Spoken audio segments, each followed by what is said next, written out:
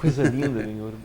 Assim, ó, como é que aconteceu esse namoro com o acordeon, que no fim virou um casamento?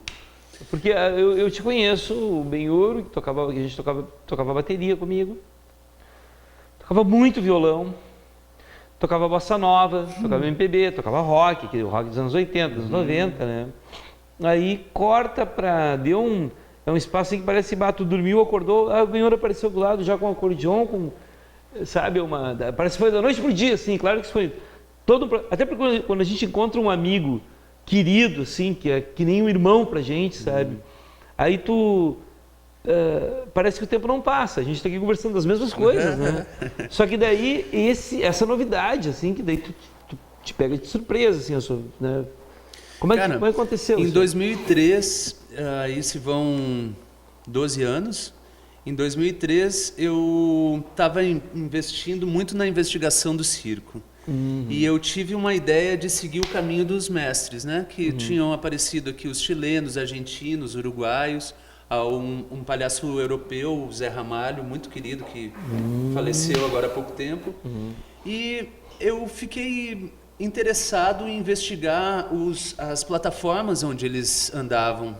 E aí estavam os malabares, e aí estavam a música e o palhaço, cara, ele busca beber de várias fontes, mas como dizia Leris Columbaione, um italiano que foi meu professor também, ele disse o seguinte: mas pouco, tem que tocar, mas pouquinho, tem que equilibrar, mas é pouco. Então eu tinha que ter um pouco de algumas coisas que ilustrasse o meu desejo com o palhaço bem, né? E ao invés de ir para o Rio de Janeiro, como todo mundo, meus amigos tinham ido para a Escola Nacional de Circo, eu fui para Buenos Aires. Fui estudar o palhaço lá, que é muito forte. Sim. Lá eu encontrei a melancolia daqueles caras, fumando o resto de charuto na frente de casa e tal. Os palhaços tocando um tango junto e tal. Eu disse, cara, eu tenho que descobrir que fonte é essa dessa melancolia que é bonita. Tem uma beleza naquela tristeza, né? Aí eu assisti um filme que chama O Fabuloso Destino de Amélie Poulain. Fantástico. Que mudou minha vida. É mesmo? Mudou minha vida. Eu vou tocar um trechinho da Amélie Poulain. Sim.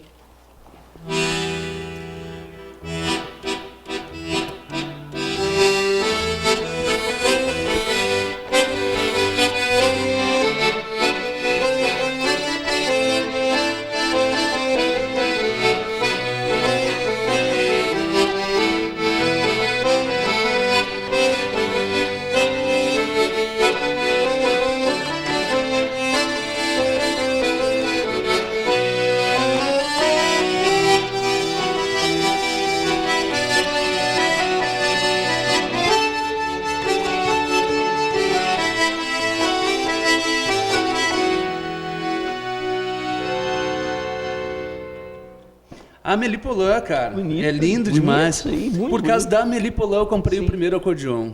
Sem fazer aula, sem nada. Tinha muita base do violão pra... Vou lá, vou comprar. Quero comprar um acordeon. Disse eu vou encontrei um acordeon com a caixa quebrada, desafinada e tal, pra fazer o riff da Amélie Poulain.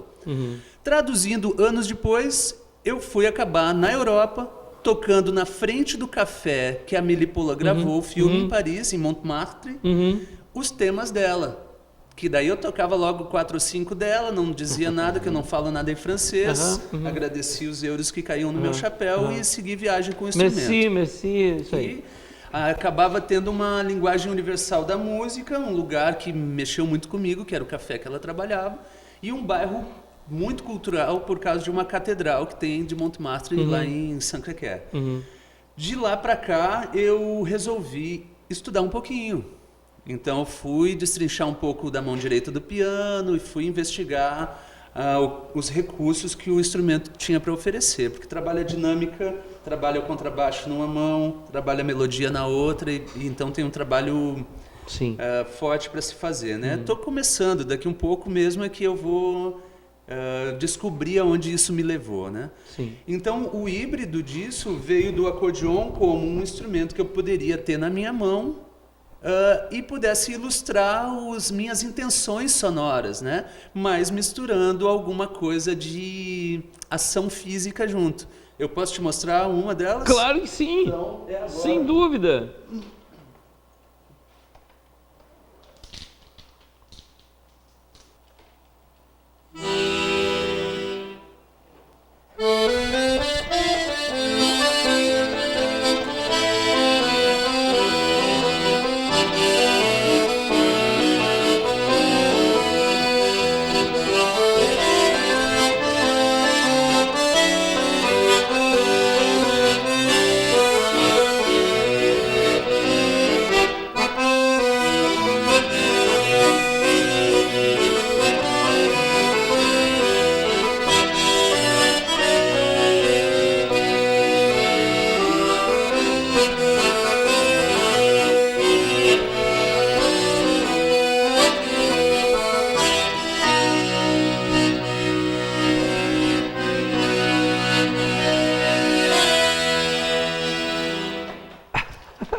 Cara, que legal, muito bom, que dureza.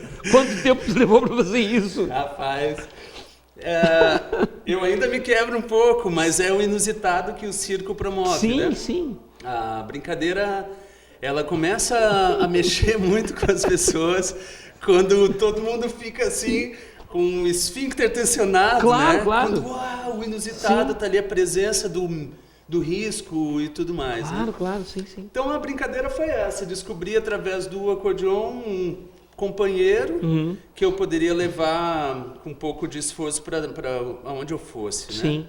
Eu gosto de verdade de tocar bateria, mas vai levar uma ferragem de Não, tem bateria como, para cima e para tem baixo, como, não tem dá, como. né? E outra assim, então eu vou levar uma percussão, um bongô, mas aí tu fica batendo, tu não tem harmonia, tu não tem, tu só tem ritmo.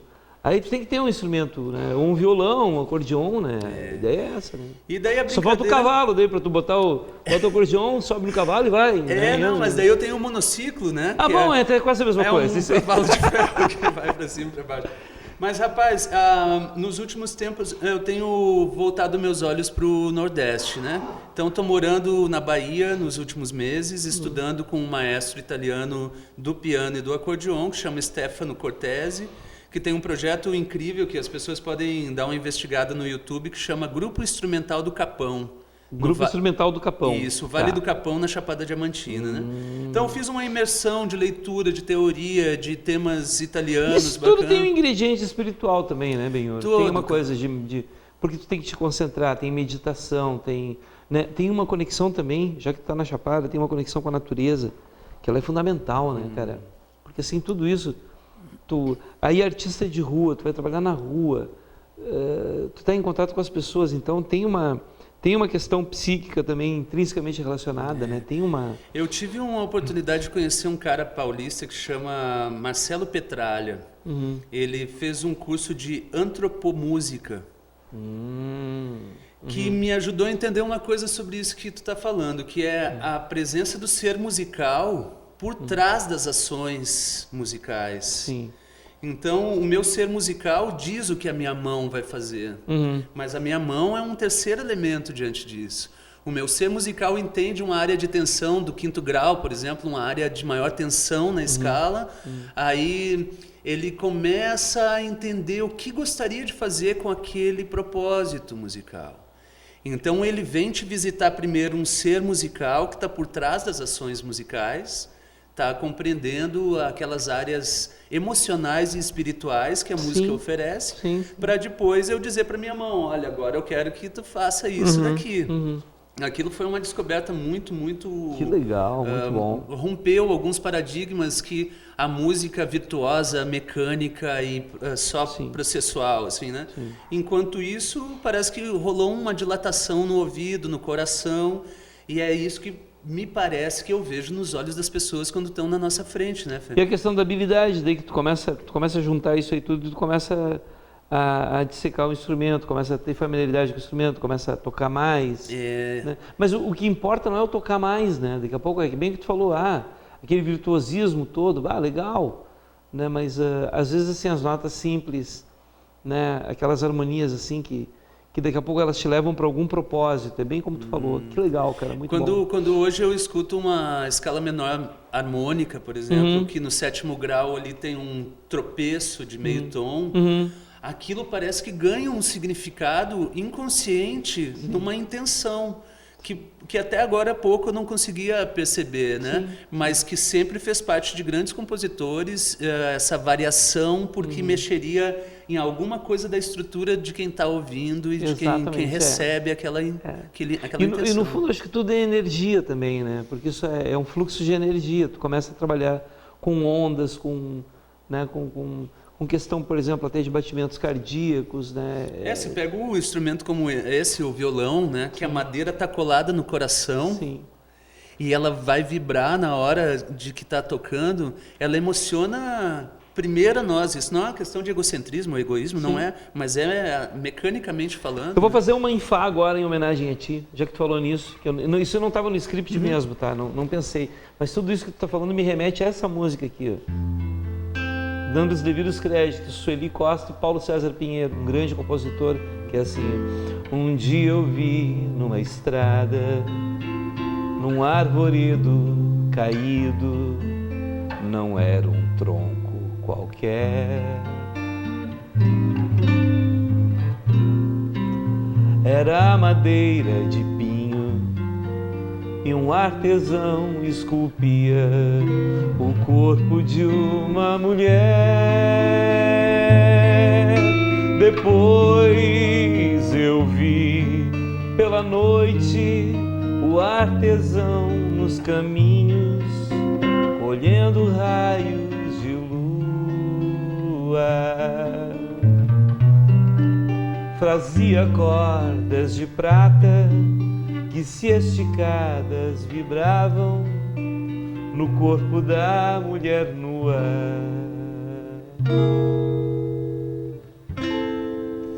E o artesão, finalmente, nessa mulher de madeira, botou o seu coração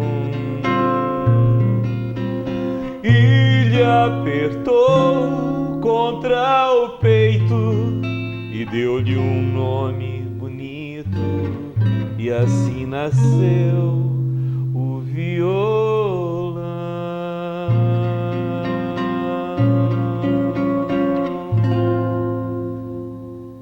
Que lindeza! É bonito, é bonito, cara. É muito lindo. Que lindeza. Alex, Marlon, como estamos com o nosso tempo? Dá tempo de tocar saideira? Terminou? Um minuto, então a gente vai tocar saideira agora. Tu vai tocar saideira. Então eu gostaria de que tu fizesse uma canção para mim, para uma performance com os aros. Porque daí a gente faz essa simbiose toda aí pro alto. Mas assim, agora eu vou fazer o desafio para ti. Diga lá. Já que a gente pode fazer uma música mais agitada, assim. Sim. E a gente pode fazer uma música romântica. Então tá. Então assim. Vamos ver como fica, Fê. Isso a gente já tocou, tá? A mistura é boa, hein? Ela é assim. Vai. Teu, todo teu, minha, toda minha, juntos nessa noite, quero te dar todo o meu amor.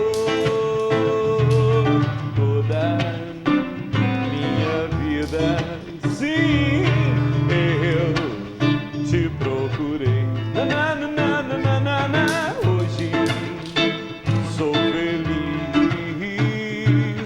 com você, que é tudo que sonhei. Eu te amo. Eu te amo, meu amor. Eu te